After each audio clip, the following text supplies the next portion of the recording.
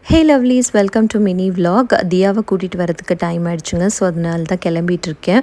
So எனக்கு முன்னாடி பார்த்திங்க அப்படின்னா பாப்பா போய் முன்னாடி நின்றுட்டாங்க. ஸோ அந்த 3 o'clock ஆகும்போது பார்த்திங்கன்னா லைட்டாக அவகிட்ட அக்காவை கூட்டிகிட்டு வரலாமா அப்படின்னு கேட்டால் போதுங்க ஆரம்பிச்சிருவா. ஷூ எடுத்துகிட்டு வர்றது, அவளுக்கு ட்ரெஸ் எடுத்து போடுறது, ஸோ எல்லாத்தையும் பண்ணிவிட்டு கடகடன்னு போய் வெளியில் வந்து நின்னாச்சு. ஸோ ஸ்கூல் டைமிங் பார்த்திங்கன்னா 2:30 தான். பட் ஆனால் டிரான்ஸ்போர்ட் முதல்ல வந்து 2:30க்கு அனுப்பிடுவாங்க. அதுக்கப்புறம் இவங்களை வந்து 3:30க்கு அனுப்புவாங்க. ஸோ அவங்க அக்கா வந்த உடனே பார்த்திங்கன்னா லிஃப்ட் வேணாம், ஸ்டெப்ஸில் தான் போகணும் அப்படின்னு சொல்லிட்டு ஒரே அடம். ஸோ ஸ்டெப்ஸில் 2 பேருமே போயிட்டுருக்காங்க. நல்ல வேளை நம்மளோட வீடு வந்து 3rd ஃப்ளோரில் இருந்துச்சு. இதே 13th ஃப்ளோர்லலாம் இருந்ததுன்னா என்ன பண்ணுறதுன்னே தெரியல. ஸோ இவங்க வரத்துக்கு முன்னாடியே பார்த்திங்கன்னா ஏசி வந்து எப்போவுமே டைமர் வந்து செட் பண்ணி வச்சுருவேங்க. வரத்துக்கு ஒரு 5 minutes முன்னாடி வந்து ஆன் ஆகிற மாதிரி வச்சுருவேன். வந்தோடனே 2 பேருமே ஓடுற இடம் ஏசிக்கு தான்.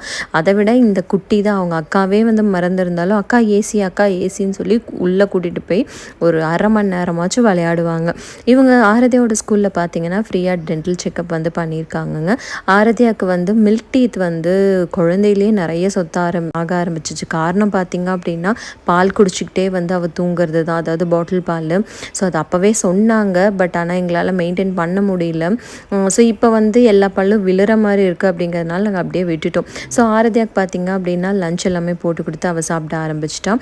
ஸோ இந்த ப்ராடக்ட்டுக்காக தாங்க நான் வெயிட் பண்ணிகிட்டு இருந்தேன். கார்பெட் வாங்கும்போது இந்த ப்ராடக்ட்டும் ஆர்டர் பண்ணியாச்சு. இது பார்த்திங்கன்னா கரண்ட் இல்லாத ஒரு வேக்யூம் அப்படின்னு சொல்லலாம். இது வந்து கார்பெட், சோஃபா, பெட் கிளீனிங் இதுக்கு எல்லாத்துக்குமே பயங்கர யூஸ்ஃபுல்லாக இருக்கும் அப்படிங்கிற மாதிரி சொல்லியிருந்தாங்க.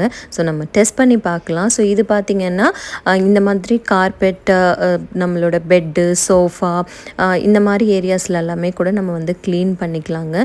ஸோ எல்லா பெட்டையுமே வந்து நான் க்ளீன் பண்ணி பார்த்துட்டேன். ஸோ எப்படி இருக்குது அப்படிங்கிறத ஃபஸ்ட்டு பார்க்கலாம் அப்படின்ட்டு.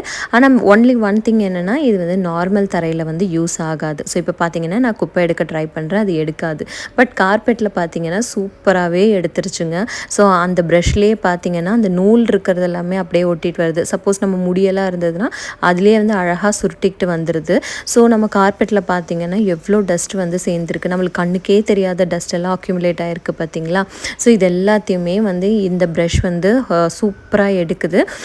ஸோ இதுக்கு வந்து 100 out of 100 தான். உங்களுக்கு இதோட லிங்க் வேணும்னா கமெண்ட்ஸில் சொல்லுங்கள். இன்னொரு vlogல மீட் பண்ணலாம். Love you all. பபாய்.